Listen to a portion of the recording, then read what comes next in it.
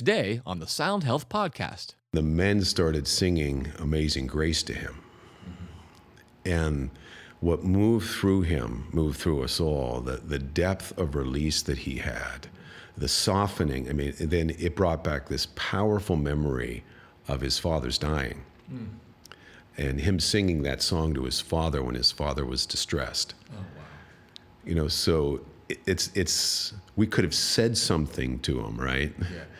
But the fact that you're in a dark chamber, you're in a tight space, and this song, you know, you just don't know what it's going to do. I'm And getting choked up just hearing about that. yeah, that has just happened time and time again.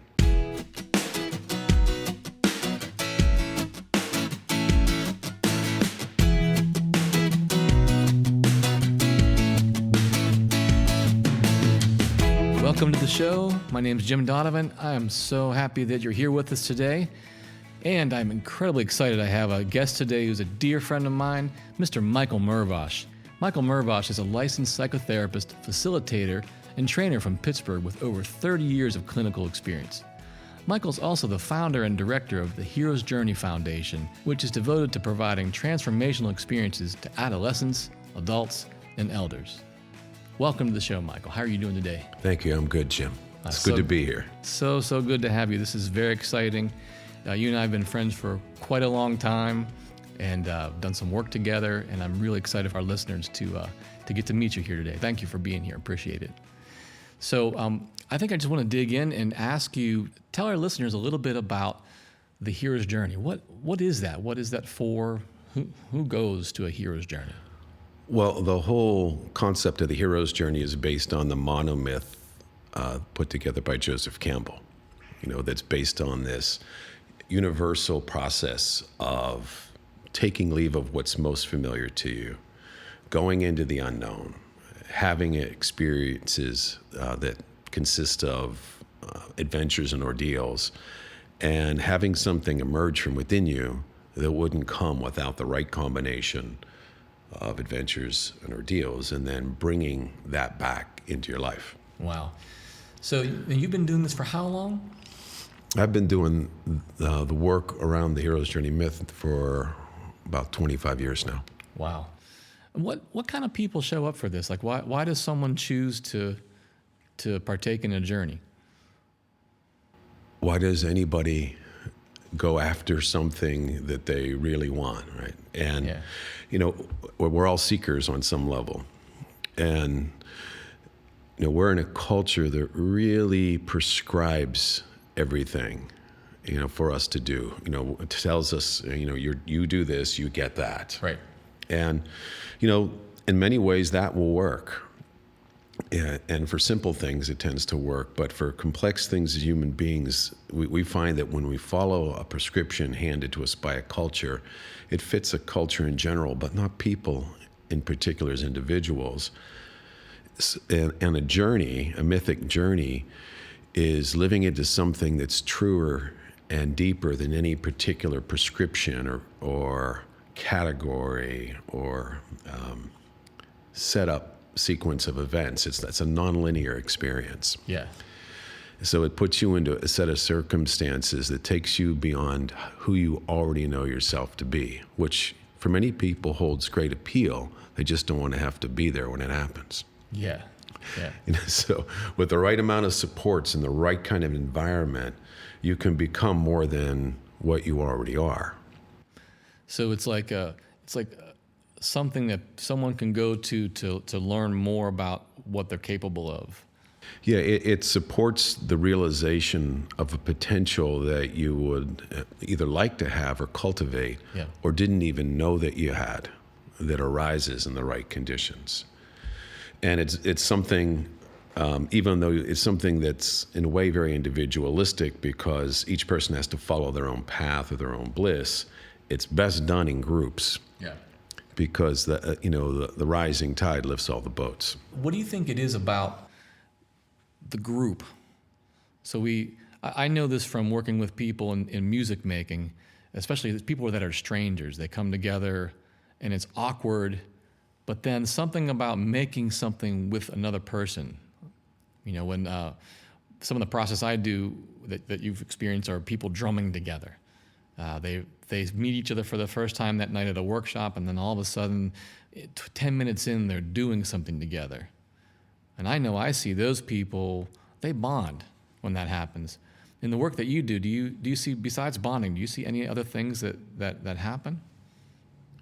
Well, the bonding supports a process, a shared event or a shared ordeal sets up the thing you're longing for and resisting the most, which is to transcend yourself. You can't often transcend yourself by yourself. Get the right conditions you can, but there's something about experiencing your place among others, being one among others, where you can begin to lose yourself, but also discover yourself in a resonance and a felt exchange with something larger than yourself. Yeah. And I think that's an instinctual need that we have as human beings, that we are both attracted to and seek out, which is why you'd go on a journey, and also can resist greatly. Right. Now, I want to get into just in a little bit, like painting the picture for someone, like when they arrive at this place, what happens. But before we get there, I'm really interested to hear, so you've been doing this for 25 years. What possessed you to create something like this? I know for me, when I'm making something, whatever it is, I feel like I'm the most myself. Like I really feel something happens when I'm creating. And I'm wondering for you, when you made this, this is a really complex and large organization that provides something profound to people. What was it that sparked you, or how did you arrive at creating this thing that now exists for a quarter of a century? I don't know that we ever kind of do these things exactly on purpose. But I think it's a matter of being in the position of finding myself doing the things that I already loved, that just seemed like the next thing to do. And the combination of wilderness settings, again, all these things that set up this desire to transcend yourself, nature, dramatic nature settings, communal groups, sound, music, physical activities, internal emotional processes, all these things take us out of ourselves and at the same time deeper into ourselves at the same time. And it was literally going from one thing to another, being at Gateway Rehab in Aliquippa, PA, and as a therapist there and working with their high elements ropes courses and saying, well, what a great way to work through fear. Right. And then, going into the mountains of West Virginia and going on climbs or going down into caves and using these profound natural settings as reflecting mirrors. And then feeling like every time I'm in those settings, that myth wakes up, where does a song come from in your head? You know, do you invent it? Is it just there? And you choose to follow it or you don't follow it. Yeah. So you saw in your work with people in drug and alcohol, what I'm hearing is that you saw something in one modality and you thought, wow, I could take this and move it over here, but also do it with people that maybe aren't in addiction. Is that kind of accurate? Right. And then you started to build other pieces onto that. Yeah, and doing men's work at the time, and again, working with men in groups to get feedback that they need to get about, it's one thing, how do you know you're a man? It's by how you feel when you're in the presence of other ones. That's kind of what you need. You don't read about it. Right. You can't just look in the mirror. You can. It doesn't get you that far. Yeah. And in those spaces, again, the resonant spaces, whether it's a circle of bodies, that's not just mental thinking, whether it's an underground cavern, which is a great sound chamber, and in something that takes you far beyond yourself, that will both disorient you and reorient you. And I heard you say just a couple moments ago about kind of getting out of yourself and also getting deeper into yourself. So you said it's something like that. When you say that, do you mean get out of your head and into something else, or am I misreading? Well, who we tend to know ourselves to be is our thoughts, right? Give us our identity, and we tend to think the same basic thoughts over and over again. True. Yeah. We don't do what's useful necessarily under stress, and we don't think what's useful under stress. We think what we know. Yeah. And so we tend to, mental thinking, our culture is so mentally inclined. We're so compulsive with compulsive with our behaviors, obsessive with our thinking, and we don't really work with our bodies. So a big part of the draw for me in doing the work that I do is working on a body level, with the body as a resonating, vibrating vessel. Yeah. So a lot of the work is now. Maybe this is a sexist thing or a sexist way to think of it, but do you think that's more of a tendency in men, that we tend to overthink things more than maybe women do? Or is it maybe that's not a good way to think about it? I think as a generalization, we would say that, historically women are more in touch with their interior, more in touch with their emotional base. But I work with just as many women who ruminate, with their thinking as do men.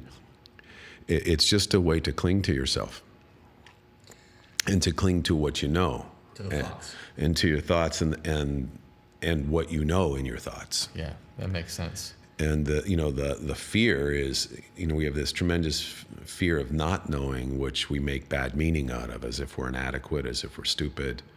But they're the primary conditions for learning and development. And I heard you say that to get there, we make experiences that are physical. Right? To get out of our heads. To get out of our heads, we do things. We do things. We are moving the body somehow, or maybe we're taxing it in a way, whether it's exercise or it's a climb or something like that. And then you said that we can actually use the body as its own resonating chamber. Can you tell me more about that? Well, besides taxing it, I think we also are never been taught to be in our bodies as we're quiet and still, from Buddhist mindfulness practices, from the many things you're familiar with, where the ability to let go of our minds and to drop into our breath and have the patience. I'm thinking of work we use in one of our trainings, the book Radical Wholeness by Philip Shepard, where our wholeness is based on, our sense of well-being is based on our ability to feel a felt exchange with the flow of the world around us, which is not something that happens in mental thinking, but it requires the ability of me to feel my breath, have access to it, and feel how it drops down into my pelvis and into the pelvic floor. And when I get into that still place or that embodied place, which is where I do my work out of, then when I'm listening to you, I'm feeling you with all of me, not with a narrow lens, but with a wide open resonance. Am I accurate in understanding this, that it's a way to widen your sensory perception? So if I'm just sensing you from my mind, that's one way to do it, and it's maybe the more common way. But if I'm really breathing deeply into my belly and letting my whole body kind of be present, then I'm not only thinking and hearing and seeing, but I'm feeling more. Is that? Yeah, I'm living. I'm living. Yeah, I'm having a felt exchange, or that's a broadening of my horizon where I can feel, I can feel what it's like to be with you. I can have a sense of how you are. Now, that's a little unsettling because you have much more of a felt sense of what's happening, which we don't always like to feel. Yeah. But when we restrict ourselves into thinking, we do that to stay safe and to feel like, we are separate individuals in a world. And, our whole culture now is just set up, especially if you're in any way well-to-do, is everything is inside a chamber.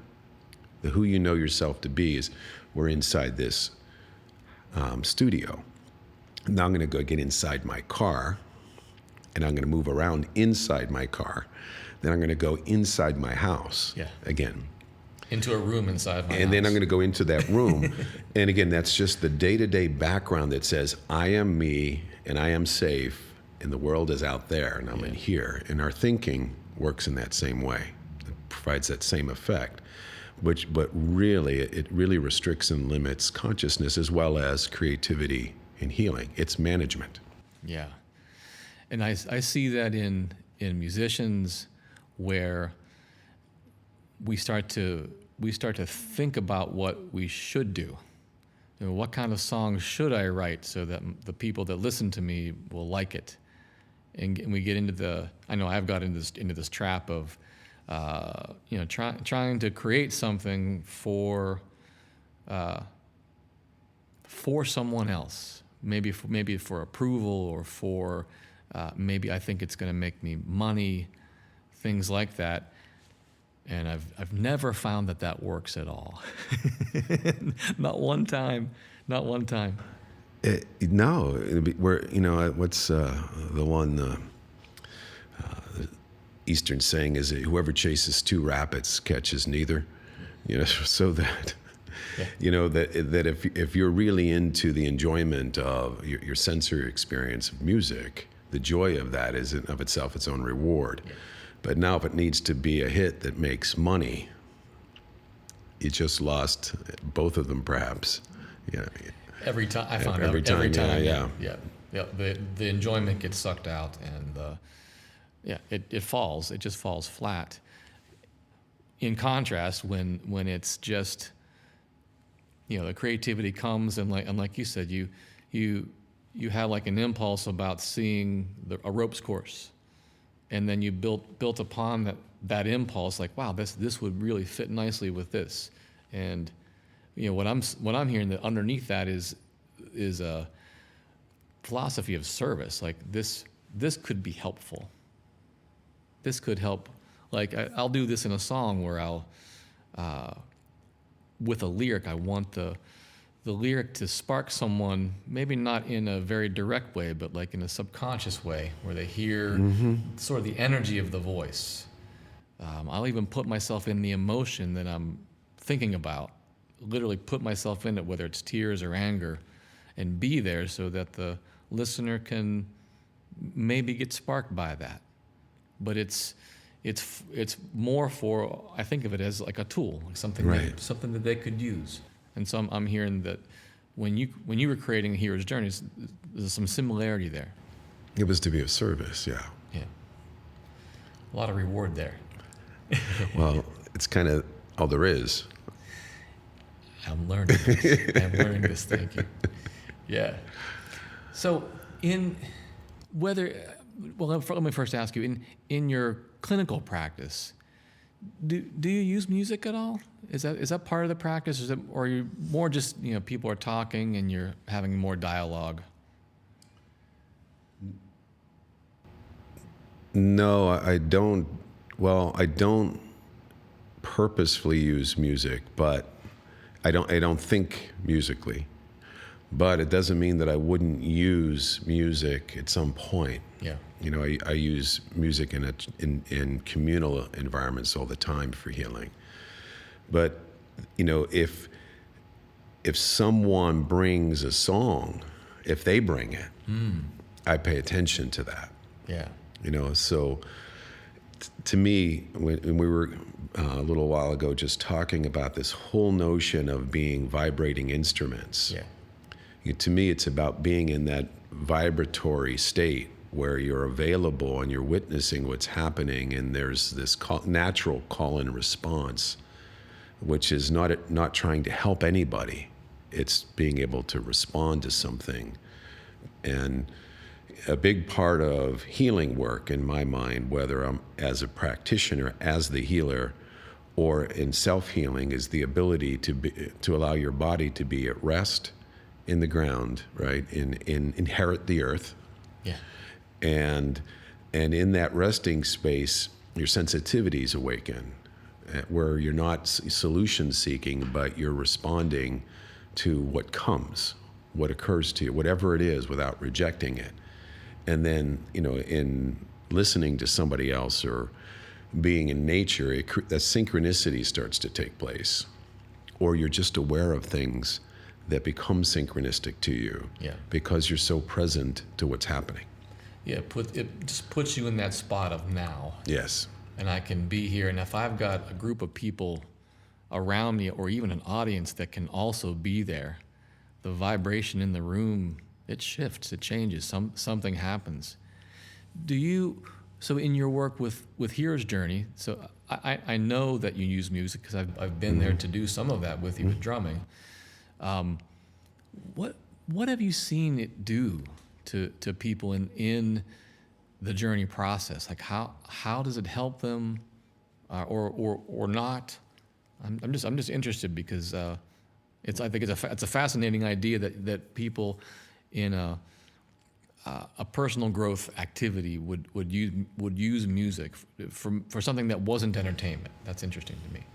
Well, it's even in the years since you've been with us, it's been more profoundly musically supported, far more than we had when you were there. And what music does, when you think about the songs that you love out of your lifetime, music is wired into our brains, right?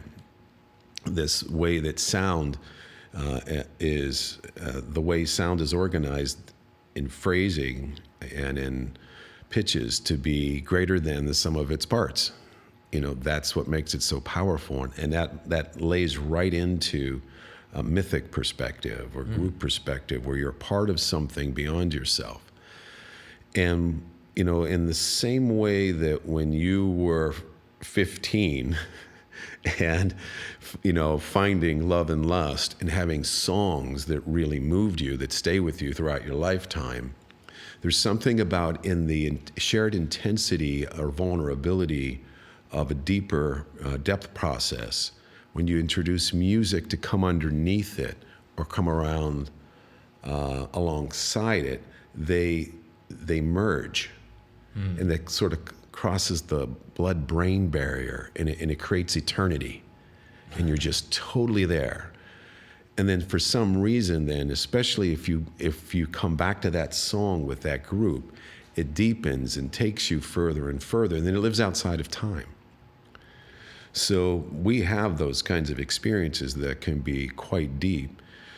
And we have enough shared history, cultural history, because you have to have enough shared culture to have the music mean something similar. Yeah. Unless it's a new thing you're all learning together. But the music is literally like woven into the cells of your well-being. And so once you have that, then you can draw from that. Only when you quiet yourself, you can't make the music do it. But you have to create that same state where we drop down with our breath, we get quiet and still, and we recall that experience, and the song that comes with us will move us immediately. It's like it snaps you into that space, almost like the brain and the body have learned that this song means we go here. Yes. Yeah. Yeah, and that's what's so powerful, and I use poetry that way. Any artistic form will do that. Yeah. The right lighting and setting holds that kind of power. And that space that we're in the mountain in West Virginia has that kind of eminence to it. So when you put them all together, they interlock. And can you think of, I'm sure you've seen hundreds, maybe thousands of people go through some of these processes that you do with them. Can you think of a story or someone that you can remember, without naming names, who had a cathartic experience with a musical piece or a musical device that you were using with them? Well, there are so many of those that happen. But the first one that comes to mind was a man who, older man who came on this journey, was a pastor who just retired. He was 65, and on the recommendation of a close friend of his, comes to do one of these. Guy's never done anything outside, church walls like this. Yeah. So we're in a cave, and we're on a relatively difficult crawl. and he's a large man. So, it got to a point where he was feeling like he was getting stuck, and so he was panicking. And, so then the men started singing Amazing Grace to him. And what moved through him, moved through us all, the depth of release that he had, the softening. I mean, then it brought back this powerful memory of his father's dying. And him singing that song to his father when his father was distressed. Oh, wow. So it's we could have said something to him, right? Yeah. But the fact that you're in a dark chamber, you're in a tight space, and this song, you just don't know what it's going to do. I'm getting choked up just hearing about that. Yeah, that has just happened time and time again. Wow. Boy, that's a beautiful story. I appreciate you sharing that. Can you just real briefly paint a picture for the listener of this place? So it's a place you keep talking about West Virginia. There's a mountain there that you go.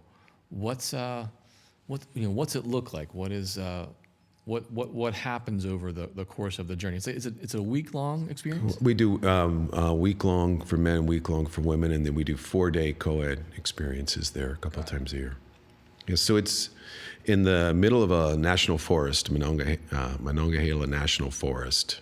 Yeah. In the mountains of West Virginia, outside of Elkins, in the middle of nowhere, Circleville. And the setting's very unique because it has the look and feel of the West in an east. It's in the highest point in the east. It's 4,800 feet there. Wow. And there's nothing at all there but these round Mongolian yurts built by Bill Copperthwaite, a renowned Mongolian yurt builder. I did not know that. And who recently died. And there's a view you have of the horizon where you can see 7 mountains over, from the high plains and as far as the eye can see, which is not all that typical for around here. So you have that kind of majesty where the cloud, and you're on top of a mountain, so you have weather that moves, and everything is much more alive. Clouds sweep in, storms sweep in, sunsets sweep in. Wow, it's beautiful. I've been there maybe 4 or 5 times, and it's every time I get to the top, it is breathtaking, and I just have to stop and stand there. Yeah, and I think nature, the profound beauty in nature has that macro focus and can settle you into a space inside in the same way music can do that internally, do it from the inside out.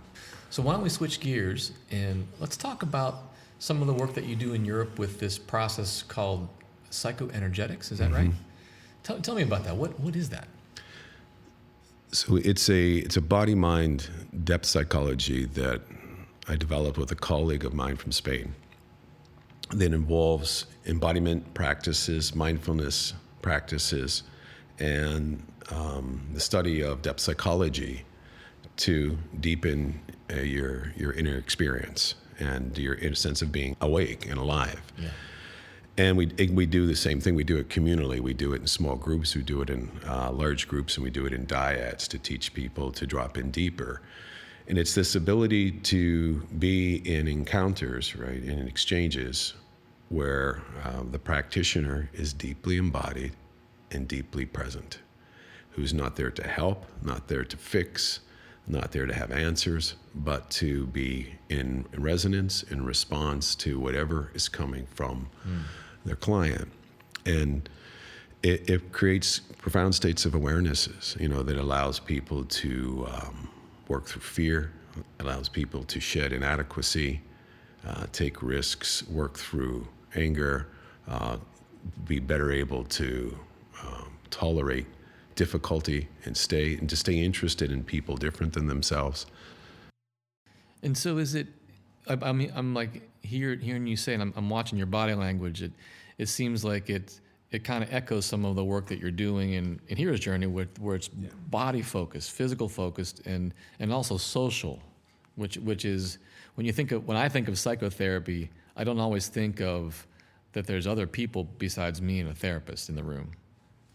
Well, that's the trick. That when you're in a really good session, that's a demonstration session there, you won't be aware of the other people in the room either. Okay. The point of it is that it creates learning environments where you can move through something, like on the wilderness journeys, much quicker. Yeah. You get in touch with something much faster. You might feel more, or might feel some more pain, but you move through it quicker and you release it because the level of support you have is much stronger. And a lot of these people are practitioners, and they take this into their individual work with people. But it's that same beauty that you're a part of something where everybody's learning the same thing, and it's non-competitive. So that when one person is learning something, and it's a learning for everybody, and you learn a lot faster, and you feel a lot freer. It's like you're learning that lesson for me. Like I'm because you're going through it. I'm resonating with it, yes. And I'm going through it too. And thank you for that. And all of this has to do with my understanding of the hero's journey myth, which is that you've got to be part of an ensemble these days in order for you to maximize who you are as an individual. It's the time of the individual hero is gone. If you look at all the popular movies now, right, they're all teams of superheroes. So I think all of us have got to find ways to realize we need people, and we need to resonate with other people who are awake and alive, because someone's going to be that in a way that I'm not, and know what I don't know. And I can learn from them a lot faster, and rather than trying to learn on my own. And many people are not really independent, they're just counter-dependent and afraid. That many of us grew up with the myth that we should be independent, which means that we don't ever rely on other people. Right. When I call that autonomous. Well, it could be. I got this. It could be. When you depend on other people because you won't learn anything for yourself, that's a passive dependency. But when you depend on other people to show you the ways and help you get somewhere, that strengthens you. That's relying on people, and you don't rely on your own mind, because that's what ends up making us neurotic. So all of the work is built to do that. And again, in any of those communal settings, when you have shared experiences, shared vulnerability, shared ordeals, shared challenges, shared joys, music is the great, emulsifier. It just blends the whole thing and amplifies it and gives you the common ground, because then when you have that shared love of the song, all it takes is to play it again. Yeah. And are there any different ways that you would use music in psychoenergetics that might not apply in the journey work? Yes and no. I think what we always do in training groups is we always sing at the end of a day. Because a lot of the learnings psychologically or emotionally can be painful or difficult or exhausting. And the reason we always say what we're going to do now is sing, because we can. Right? Even if we and if you don't can't, do it well, if you don't know the words, you'll find them out soon. And it just feels so critical that a person that's struggling can feel something bigger than the struggle they have. And that's the one thing I think music can do. Sometimes a song that this one group that I'm a part of just loves is the Beatles' Let It Be. It has a comforting tone to it, and someone just starts singing it. And or we'll do some Krishna Das kirtan chants. Oh, sure. Yeah. Right, and it provides a comfort, and you watch people settle in, because we're not very good at just always sitting quietly together at the end of a day. We got to do something. I got to do something. And whether it's tender music, whether it's joyful music or sorrowful music, it has the sense of putting a container around something that we've been through. Yeah. And that's a primary way we use it, or to punctuate an experience. It makes good sense, and it makes me think of the early and still the societies today who come from the indigenous world, whether you're talking about Native American people, Aboriginal folks from Australia, where the songs are songs that have been passed down from generation to generation, and it was done orally. There was none of this stuff was ever written down, and it just makes, like what you're saying, it helps some of that make more sense, because it's, if you're doing this in a week, or you're doing this in maybe a couple week training, like imagine the kind of marker in a person's being, a song that's been passed down for 3,000 years, like how that affects a person and puts them in that energetic spot that you're talking about. Is that, that's exactly making it. sense? Yeah. That's exactly it. And I just did a training group in Spain in February, and last week I was just in upstate New York with our U.S. group, and in both instances we used music in the same way. And the woman in Europe was in touch with how deeply, like, she was coming out of a depression. Yeah. And she was feeling so grateful to feel alive again. And she says, I just want more of this, just give me more of this. And then people started going, more of this. and it got tender, and it took a life of its own, and we end up singing it whenever somebody was moved, and they said they just wanted something. Yeah. They had arrived, and so the group created something that lingered for the week. Yeah. And last week, we're working with a woman whose father died. And again, a guy, military man, not a lot into music. She goes, he had a favorite song, And so it was Leaving on a Jet Plane. And because people were so moved by her grief, the place they sang it from, they just started, so kiss me, smile for me, and everybody just melts. So music does what words, where words turn back sometimes. It slips across the threshold. And what I'm hearing is that it gives us access to a whole other plane of existence that we wouldn't experience had we not allowed ourselves to be in it. Exactly. And it's something that I see if I'm working with a group of people who've never made their own music before, where they often, I would say 99.9% of the time, are afraid that they're going to make the mistake. And it's only until I've given them some reassurance, then I've followed up that it's okay if you mess up. It's okay if you're not perfect. Just be in it. It's the being in it with us and letting yourself create or sing or play the drum where all the good stuff comes. I'm so happy to hear that you do it in a similar way. Mm-hmm. We're not talking about professional singers here. We're just talking about regular people. Well, we're talking about the love of it, right? The love of beauty.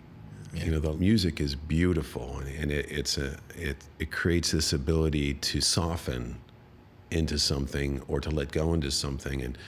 And for your listeners, I think it would be I think it's a worthwhile thing to think about, without understanding why, what song moves you? What's one of your favorite songs? And just rather than understand why it is, can you sing it or listen to it in a way that reminds you why you love this, that you just love this song? And once you're in that state and you're open, you're thinking, well, where did you learn to love it? Where did it come from? Yeah. What time of life was that? Was it a song that was somebody else's favorite song and now it's linked you to them, and you didn't even realize it? Was it linked to a particular love? Was it linked to a particular time where you felt carefree, right? Yeah. Or whatever that is, I think, and when we're using music as that doorway to be open, which either we become creative, right, or we just feel like I'm not in my mental thinking. Yeah, I'm allowing myself to be more of myself. drop into that deepest place that's not just mental. It's the full spectrum. I love that idea of the sit with the song that you love and don't ask yourself why you love it. Maybe what is it about this, and where did it come from, and who does it connect me to? I love that. I'm going to do that. And then I think the beauty of something like that is then when, where I do use music, where I wouldn't have never done it before, is in our wilderness experiences. Because when someone's sharing there in the group, then a song comes to me. And, do you let it come through? Do you not let it come through? I mean, a person may not even know that song, but it's coming to me. But more and more, because of how I let music take me, I feel moved by the song, and like, why am I thinking this song, and why is it moving me? And in the moment is right, I'll just sing it to them. Yeah. And again, it takes, it takes a life of its own, and I think that's the thing, that music is its own entity. It's not a song. Your songs don't belong to you. You don't possess them. Though you can have a copyright. They gather. They come around, like atmosphere comes around. That's it. And they're present to you when you're in the right place. And if you're in the wrong place, there's nothing moving. It's like karaoke. Yeah. Seriously. Yeah. Yeah, that makes really good sense. I never understood how an artist like David Bowie would say, I just don't want to play these songs anymore. I'm not feeling it. And I remember him doing that after Let's Dance came out. Like, he got tired of playing these, even though people loved them and they were hits. He had moved on. He wasn't in that space anymore, and that helps make a lot more sense. Yeah, this is great. I'm just wondering, just maybe one more question. Mm-hmm. Can you tell me, with the Hero's Journey Foundation, why is that mission that you have for that organization, why is it so important to you? What is so important about this that you're compelled to spend so much of your life supporting it? I think it was the first and primary thing in my life that made total sense to me, that someone didn't have to explain to me. That Joseph Campbell had this saying where he said, that a myth is something truer than any historical fact. A myth is not a lie. A myth is a fact that's truer than any historical truth. It's way bigger than a fact. And it has an animation to it. When you have your own living myth, it animates you. And he says, you become the zeal of eternity for incarnation in time. It was like, whoa. That's just like, I didn't know what he was talking about, but I understood it. Yeah. So that, that when I'm in that space that we're talking about, the zone that music can be, when I'm in like a space like this, actually, I think, Dave's space is great, for it has an atmosphere. When you're in wilderness, when you're on a stage, you're in a setting that says, listen, the eternity is lacking one thing right now, and that's form. And it'll move right through you. Yeah. You will be the incarnation of the passion for life, the aliveness of the eternal world through you in this moment. It's not up to you. It just comes through you. Yeah. The bridge for it. The bridge for it. And that's what happened when I would read Campbell. It would transmit that reality. I mean, I would be awake and alive. And so I would just naturally have these visions of what to create that was, I bet it'll be alive in here. Mm-hmm. And it's an alchemy that says, well, in the same way that a cook knows what ingredients are going to make a great soup, I'm pretty sure of what the conditions are that we need to create to make to make a really interesting ride. And so I would say that if someone is looking that would want to feel what it's like to live their own myth, besides reading some of Campbell's material or Carl Jung's material on a living myth, it's the idea that you you would be willing to be capable of the unexpected. That you're going to put yourself in circumstances that get you out of your sense of separateness, outside of four walls. Yeah. And you have to have a track where you're going to go into some kind of encounters where you don't have a preconceived idea of the outcome or a control of the experience. And so you have to be capable of either being the unexpected to come from you or towards you, and to live with the uncertainty of that. And you have to be willing to feel foolish. There's just no way around it. And if you don't have that ability to feel foolish, you have to hang out with people who are that way. Yeah. You have to find other people who will transmit that kind of container. And then I would just call it, it's like, just for today, would you practice 10 seconds of foolishness? And if you had 10 seconds of foolishness, who will that foolishness be? It might be a playful way of being. It might be a risk that you take. It might be something you say to a stranger that would make your day more interesting. Yeah. And I think those are the practical ways that someone can begin getting beyond themselves and beyond an over-identification with their own problems or their own sense of self, and let their circumstances start to bring forth what's unexpected in them. Yeah. Well, this is such good stuff. I so appreciate hearing this. Can you remind us, how can people learn more about Hero's Journey? Well, our organization's heroesjourneyfoundation.org. You can find us there, or you can look at my own website, Michael Mervosh, MERVOSH.com, and you can find us there too. Excellent. Michael, thank you so much for being here. It's great to have you on the podcast. And I hear you guys are putting a podcast together too. Is that you'll be hearing about it. We can have you on. I'm in. Let's go. Let's do it. Well, thanks again, everybody, for tuning into the podcast. We appreciate you listening every week and for sending us your feedback and well wishes. If you have a question, write to us at feedback@donovanhealth.com. We read everything you send us, and eventually we'll feature the best emails on air for everybody to enjoy. Big love once again to Michael Mervosh for joining us today and sharing his expertise and knowledge. Remember, you can find all of his essays and work at michaelmervosh.com. All right, fine people, have a great rest of the week, and we'll see you again next time. Thanks, Jim. Now, before you go, I'd like to let you know about a free resource I made for you. It's called the Sound Health Newsletter. In it, I share the latest research in music and health in an easy-to-understand form.